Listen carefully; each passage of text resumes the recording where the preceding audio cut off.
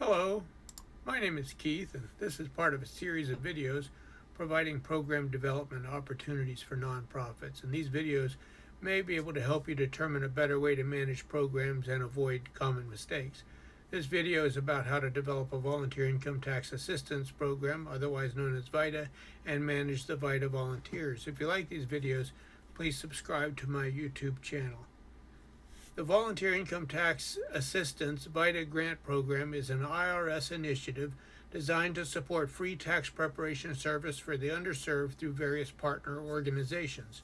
This service helps low to moderate income individuals, persons with disabilities, the elderly, and limited English speakers file their taxes each year. IRS certified volunteers provide free basic income tax return preparation with electronic filing to qualified individuals. The IRS certified volunteers who provide tax counseling are often retired individuals associated with nonprofit organizations that receive grants from the IRS. The mission of the VITA TCA return preparation programs is to assist eligible taxpayers in satisfying their tax responsibilities by providing a free tax return preparation.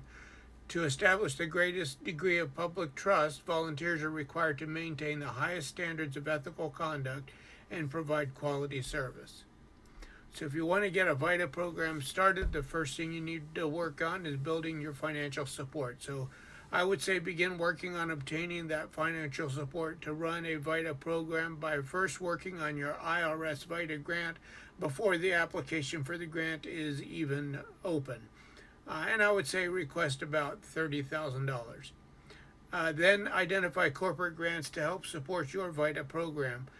Banks and credit unions are usually very strong supporters, and you could make individual requests of each of those corporations of maybe from $10,000 to $20,000. Sometimes those requests don't come in to that amount, but if you ask enough organizations, you'll have enough funds very quickly in order to operate. And then next, recruit your volunteer income tax assistant volunteers.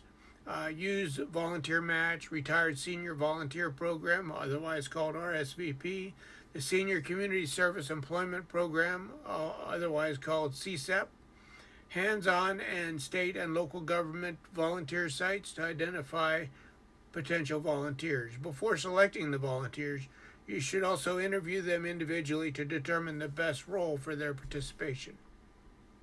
And there are many roles to choose from, and I'll get to that in a minute. The Volunteer Income Tax Assistance Volunteer Training. Training should consist of information relevant to the roles and responsibilities that you want your volunteers to perform. The tax season at our previous volunteer sites started the first week of February until April 15th. The next thing that you want to do is secure your volunteer income tax assistance locations. The locations should allow for multiple desks or tables with enough space between them to allow for privacy and security. They should be ADA compliant and provide enough room for clients in order to wait their turn. Like a large waiting area. Recommended sites are public libraries and workforce locations. Should be set locations on the calendar that can be advertised publicly for the entire tax season.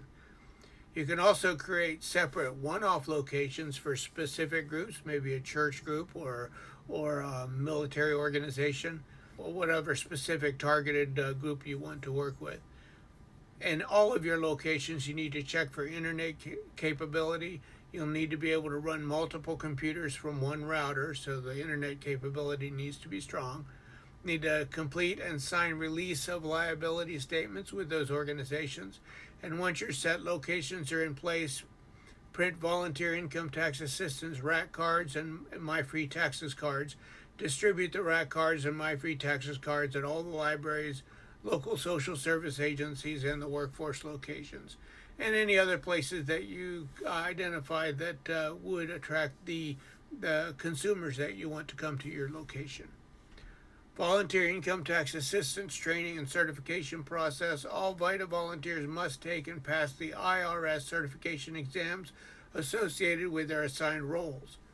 All VITA TCE volunteers, whether paid or unpaid, must complete the volunteer standards of conduct. certification and agree to adhere to the volunteer standards of conduct by signing Form 13615, Volunteer Standards of Conduct Agreement, prior to working at a VITA site. In addition, return preparers, quality reviewers, and VITA tax law instructors must certify in tax law prior to signing this form. This form is not valid until the site coordinator, sponsoring partner, instructor, or IRS contact confirms the volunteer's identity and signs and dates the form. They need to obtain and train the training and certification at the apps.irs.gov website and complete also level 2 volunteer background checks. To prepare for the Volunteer Income Tax Assistance Program, you want to revise your current and proposed budgets based on the funds that you did receive. Assign volunteers based on their certifications. As a VITA volunteer, an individual may choose several roles and responsibilities depending on what they'd like to do.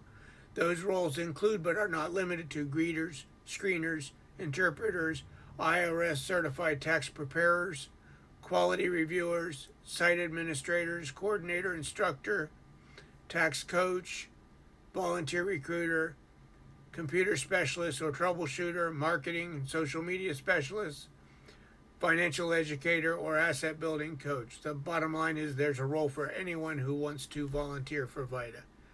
Identify volunteers to set appointments and to gather information from consumers. A volunteer could receive calls at your agency on a specific extension. I recommend that you do not use your organization's main number, as the calls will clog up your daily business activity. Move laptops, printers, supplies, and materials that you need to each of your volunteer income tax assistance locations. It would be best to identify a storage area at the site for the duration of the tax season. Otherwise, you'll be hauling the equipment to every site every week. That can be quite burdensome. The requirements for the Volunteer Tax Assistance Program. As a volunteer in the VITA program, you must follow the quality site requirements.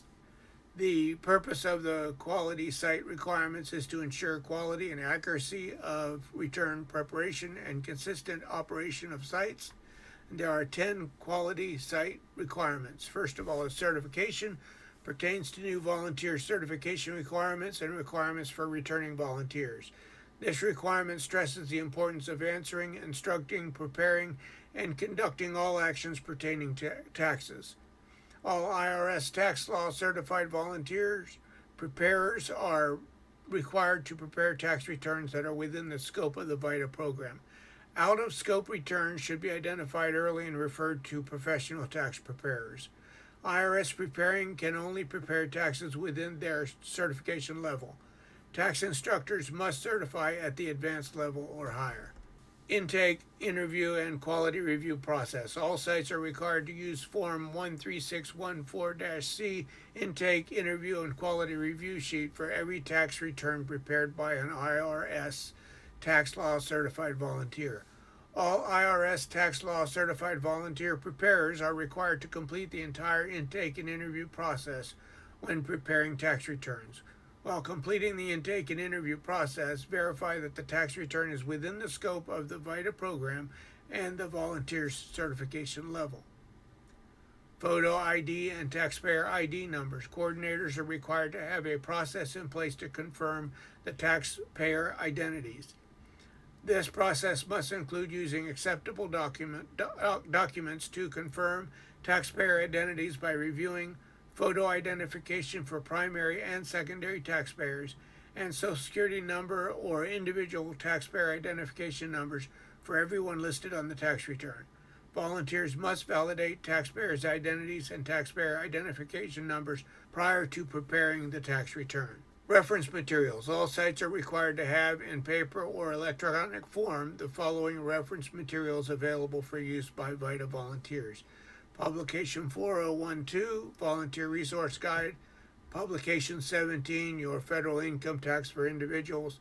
Publication 4299, Privacy, Confidentiality, and Civil Rights, a Public Trust, Volunteer Tax Alerts, and Quality Site Requirement Alerts. or cyber tax alerts issued by TaxAid. The use of reference material is an important key in producing an accurate tax return. Having the key tax law reference materials available helps to foster the use of these resources and thus minimizes return errors. Volunteer agreement. All volunteers, coordinators, certified volunteer preparers, quality reviewers, greeters, screeners, client facilitators, etc. are required to complete the Volunteer Standards of Conduct certification annually. This includes signing and dating Form 13615 Volunteer Standards of Conduct Agreement for VITA programs, agreeing to follow the Volunteer Standards of Conduct. In addition, Form 13615 is required to be certified, signed, and dated by the partner's approving official. This approving official can be the coordinator, sponsoring partner, official, instructor, or IRS contact as designated by the partner. This validates the partner's approving official has verified the volunteer's identity, the volunteer has completed the required IRS certification tests, and the volunteer has signed and dated Form 13615 before the volunteer is permitted to work at the site. Timely filing. All coordinators are required to have a process in place to ensure every tax return is electronically filed or delivered to the taxpayer in a timely manner. Civil Rights. Title VI of the Civil Rights Act of 1964, information is required to be displayed or provided to taxpayers at VITA sites at the first point of contact. This is usually at the intake or greeter station. The taxpayer must have access to the information even if a tax return is not completed. These posters provide volunteers and taxpayers with contact information to report discriminatory treatment. Site identification number. It is critical that the correct site identification number, SIDN, is reported on all tax returns prepared by VITA sites. E-file administrators should set tax software defaults to ensure the correct SIDN automatically appears on each tax return. Partners or coordinators should work with their RM to ensure that they're using the correct SIDN. Electronic filing identification numbers. The correct electronic filing identification numbers is required to be used on every tax return prepared. All applicants are required to use the online IRS e-file application process located in the e-services to apply for an EFIN or update an application. A separate EFIN is required for each physical location.